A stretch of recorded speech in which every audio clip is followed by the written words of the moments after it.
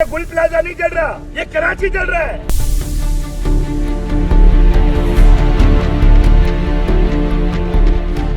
मैं चारों तरफ से फंस चुका हूँ गुल प्लाजा में। बहुत खतरनाक किस्म की आग लगी। मेरा निकलना बहुत मुश्किल हो गया है। मुझसे कोई गलती होता है को माफ कर देना।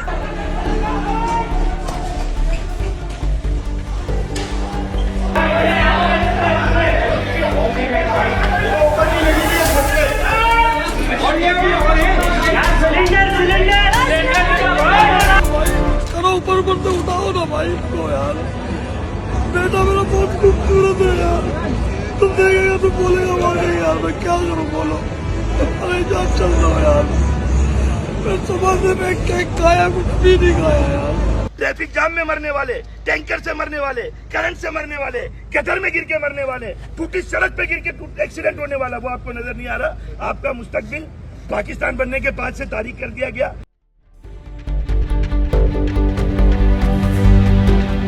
आप लोगों को गुलाम बनाने के लिए ये सिंध हुकूमत को रखा गया है। इस्लामाबाद पाकिस्तान में नहीं है, वहां जैसी सड़क क्यों नहीं है? क्योंकि तुमको गुलाम बनाना था और ये गुलामी तुम्हारा मुकद्दर बना दी गई, तुम्हें ज़हनी मरीज कर दिया गया। सब कहते हैं ये हमारा शहर है। इशू तब नजर आता है जब लाशें गिर जाती हैं। ये हादसा नहीं था, ये डिजास्टर इन मेकिंग था। जब ये सब हो रहा था तब इदारे कहाँ थे? हर इमारत एक रिस्क है। ये बात अब पुरानी बल्कि कदीम तरीन हो चुकी है कि कराची को सब अपना शहर तो करार देते हैं। सब कहते हैं ये हमारा शहर है। हर सियासी जमात, हर लीडर, हर हुकूमत यही दावा करती है कि जी कराची हमारा है। लेकिन जब सवाल आता है शहर को महफूज बनाने का, तरक्की देने का, लोगों की जानें बचाने का, तो कोई जिम्मेदारी नहीं उठाता। इन सबको कराची सिर्फ इक़्तिदार के दिनों में याद आता है। बाकी वक्त ये शहर और शहरी खुद मुसीबतें झेलते रहें, इनको किसी को कोई परवाह नहीं है।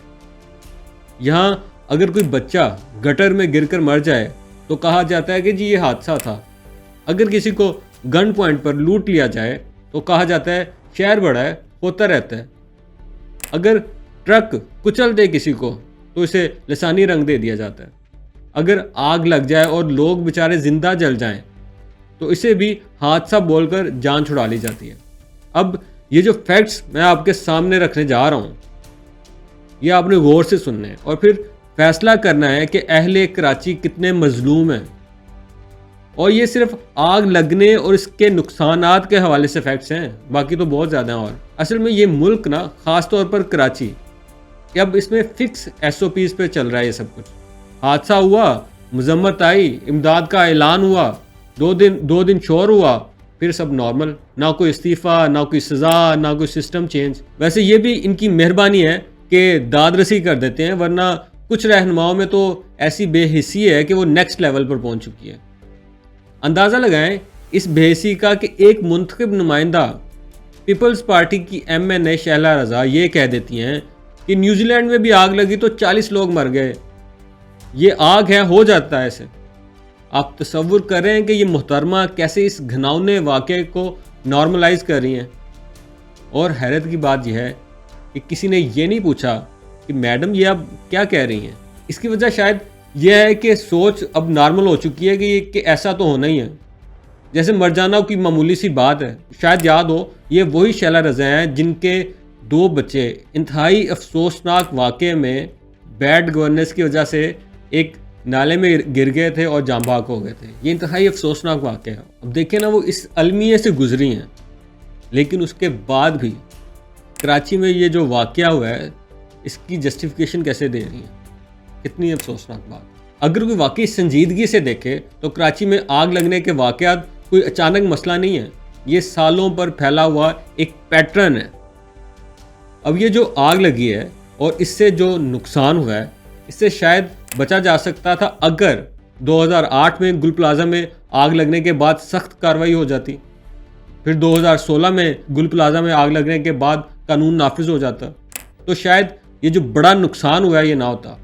लेकिन यहाँ मसला ये है ना कि इशू तब नज़र आता है जब लाशें गिर जाती हैं, और वो भी सिर्फ कुछ दिनों के लिए। एक पूरा सिलसिला है आग लगने के वाक़यात और नुकसानात का।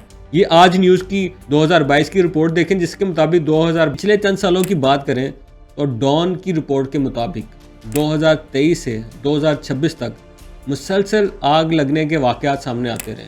ये रिपोर्ट पढ़कर महसूस होता है कि कराची में आग लगना तकरीबन आए रोज़ का मामूल बन गया है। पिछले 3 सालों में शहर के मुख्तलिफ हिस्सों में आग लगने के जो वाक़यात हैं मैं आपसे शेयर करता हूँ, ताकि हालात की संगीनी का अंदाज़ा हो सके आपको। जनवरी 2026 में कराची पोर्ट में कंटेनर टर्मिनल में आग लगी और 20 कंटेनर जल गए। खुशकिस्मती से इसलिए जाने बच गई कि मजदूर थे वो नमाज पढ़ने गए हुए थे। दिसंबर 2025 में एक्सपोर्ट प्रोसेसिंग जोन में गारमेंट फैक्ट्री की इमारत को आग लगी, जिसके बाद वो गिर गई और फायर फाइटर्स जख्मी हुए। नवंबर 2025 में गुलिस्तान जौहर में 300 से ज़्यादा झुग्गियाँ जल गईं। लोगों का पूरा जो सामान है वो राख हो गया। इसी तरह अक्टूबर में शेरशाह के इलाके में फैक्ट्री में आग लगी और बच्चे जख्मी हुए। सितंबर 2025 में डिफेंस की एक इमारत में आग लगी, 2 ख़वातीन जान से गई बेचारी। इसी महीने फिर न्यू कराची के इंडस्ट्रियल एरिया में फैक्ट्री में आग लगी और फायर फाइटर्स और एक कैमरामैन जख्मी हुआ। फिर उसी साल अगस्त में जिनार रोड पर गोदाम में आग लगने से 6 अफराद जान से चले गए। फिर जून में मिलेनियम मॉल जल गया, सैकड़ों दुकानें तबाह हो गई। इससे पहले भी कई जो प्लाजे हैं उन पे आग लगती रही। पाकिस्तान स्टॉक एक्सचेंज पे आग लगी, न्यू कराची में फैक्ट्री के सानियात हुए। लेकिन जो हादसात हैं इनका सिलसिला रुका नहीं है। मैं फिर बता दूं कि ये सिर्फ चंद वाक़यात हैं जो मैंने आपको बताए हैं।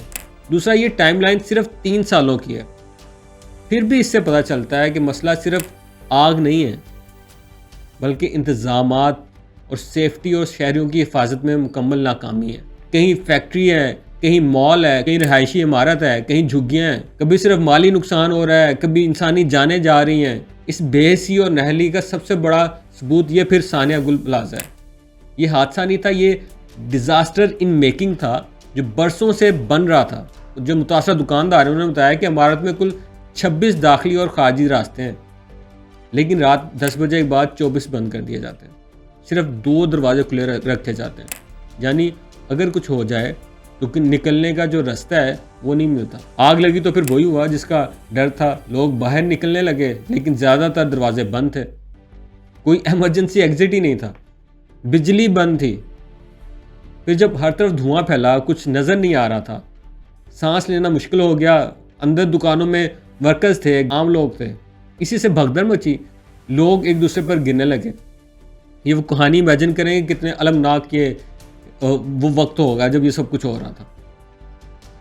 और इसमें सबसे ज़्यादा चौंका देने वाली बात सिंध बिल्डिंग कंट्रोल खुद मान रही है कि गुल प्लाजा में सब कुछ कानून के ख़िलाफ़ था। इजाज़त 1021 दुकानों की थी, लेकिन बनाई गई 1200, यानी 180 के करीब इजाफी दुकानें। नक्शे के मुताबिक सिर्फ बेसमेंट और 3 मंजिलों की इजाज़त थी, लेकिन 2003 में इजाफी मंजिल को रेगुलराइज कर दिया गया। ये कैसे हुआ, ये बहुत बड़ा सवाल है। अच्छा, अब यहाँ सवाल बहुत सादा है। जब ये सब हो रहा था तब इदारे कहाँ थे? जब राहदारियों में दुकानें बन रही थी, जब एग्जिट बंद किए जा रहे थे, जब फायर सेफ्टी ज़ीरो थी, तब किसी ने आंख खोली? क्यों ये आंखें बंद करके बैठे रहे? अब जब लोग मरे हैं तो इनको कानून याद आ गया। ये सिर्फ मसला गुल प्लाजा का नहीं है। कराची की ज़्यादातर इमारतें इसी तरह खड़ी हैं, बगैर प्लान, बगैर सेफ्टी, बगैर जिम्मेदारी। हर इमारत एक रिस्क है, हर माल एक पोटेंशियल ट्रैप है कि बंदा जाके फंस जाता है कि पता नहीं जिंदा भी वापस आऊँगा कि नहीं आऊँगा। कराची वाले रोज़गार के लिए जाते हैं, ख़रीदारी के लिए जाते हैं इन जगहों पे मजबूरी में, लेकिन वो सोच रहे होते हैं कि किसी ख़तरे में तो नहीं जा रहे हम। वो सुबह निकलते हैं तो ये जानते नहीं है कि क्या वो शाम को ठीक तरह से वापस आएंगे भी कि नहीं आएंगे।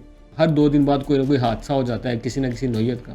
ये सिर्फ कुछ लोगों की नाकामी नहीं है, ये रियासत की इज्तिमाई नाकामी है, और जो करता धरते हैं उनकी बेसी है। हम असल में करते ये है ना कि जब भी कोई सानिया हो जाता है तो कह देते हैं चलें ऐसा तो हो जाता है, अगली मरतबा एहतियात करेंगे, लेकिन अगली मरतबा एहतियात नहीं होती।